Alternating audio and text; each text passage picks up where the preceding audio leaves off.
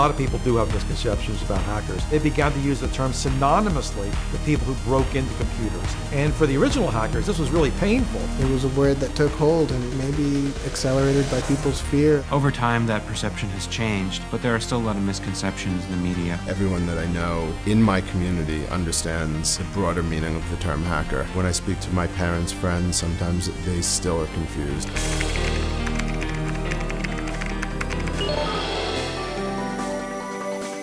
When people point to the origins of hacking culture, they usually point to the Tech Model Railroad Club at MIT. And that was really the community that started using the word hack in the sense that technologists still use it today.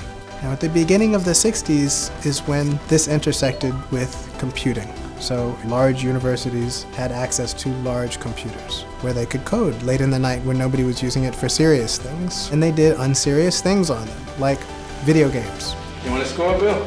Sure. Okay, 1-0. The first video games were built by MIT hackers. And in the 70s, you had the development not only of software hacking, but also hardware hacking, where people were developing their own computers and also ordering computers from kits and designing their own kits, selling their own kits. And in the 70s, you also had people sort of transition from hacking as a thing that you did for the glory of the hack to things that you did because you saw it might become a business. The change in the public understanding of hacking coincided with the personal computing revolution. So around 1983, you started to see members of the press use the word hacking to mean breaking into things. What are you doing? I'm changing your biology grade. No, I don't want you to do that. You're going to get me in trouble. No, nobody can find out.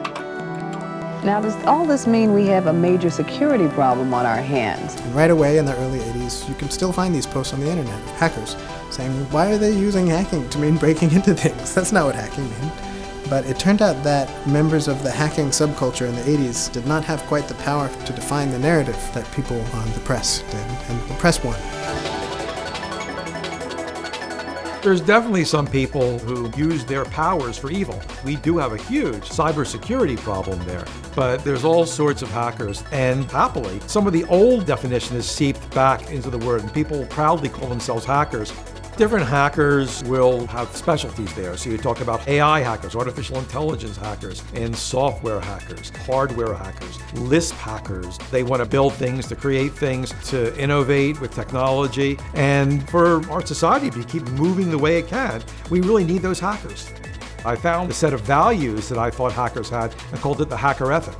The most important things in the hacker ethic is, one, that information should be free. Hackers really regard it as precious to get hold of information about how things work. Another important principle was what I call the hands-on imperative. Hackers have to get their hands on things. If they see something broken in the world, they want to fix it. Even if they don't have permission to go in and fix it, they really want to fix it, and often they go ahead and do that. They did things that we all use a computer for now, things like word processing and spreadsheets. I really see hackers as builders and creators. Now, they also can get inside things. Make no mistake about it. By and large, they don't do those things with evil intent. Sometimes they just don't pay too much attention to boundaries.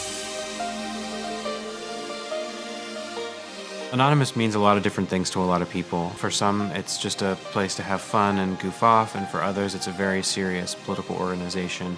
In the early 2000s, there was this website called 4chan that was a forum where by default everyone who posts there is anonymous. A lot of their activity had been dedicated to trolling efforts. At some point they were just too big to be relentlessly silly all the time. And a lot of them were growing up and they were looking for something that would bring meaning. There is no hierarchy, there's no one calling out orders or making rules. They are very interested in promoting justice to everything that they believe in, spreading the word, getting people energized and galvanized around a specific cause, even in faraway places like the Middle East, where they see people censoring the web. They're very much focused on the trial of Bradley Manning, who initially leaked the military cables that WikiLeaks popularized and really put WikiLeaks on the map. Anonymous does identify as a hacking culture. Most of their high-profile attacks center around one legitimate hack, and then the surrounding environment is full of things like DDoS attacks, which is probably the most famous. What it does is it overloads a server with dummy traffic in order to bring a site offline. They just download the software and hit a button and they're a part of the hack.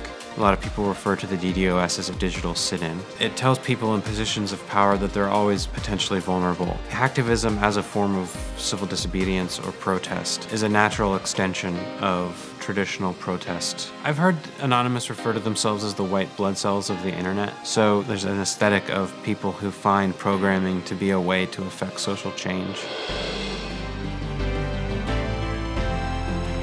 There's a movement of technologists who have been trying to take the word hacker back and give it its original meaning, which of course is someone that will take a bunch of components, put them together in a creative way to solve a problem or to try to change the world.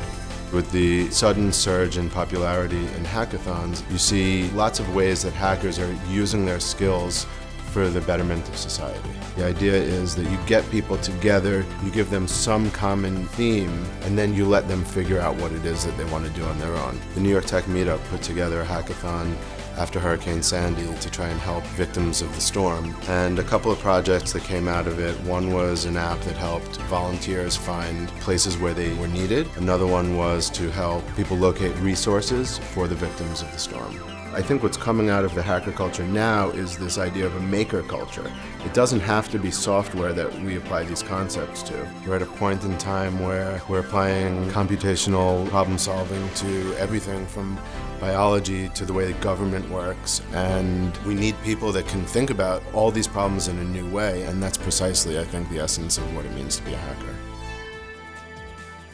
It is not the case hacking as a good thing has suddenly emerged. That's the way it's always been. A good hack was a good creative solution to a technical problem. The hacker mentality seems to be creeping into all different parts of our society, and I think it's really exciting to see what will come out of all of this. Anonymous does identify as a hacking culture. These are people who are actually trying to generate some sort of positive social change through hacking efforts. I think if you're a hacker in 2013, you're in sort of a golden age. Since computers are everywhere, it hasn't put the hacker ethic underground, it spread it to the world. So people have a little bit of the hacker ethic inside them now.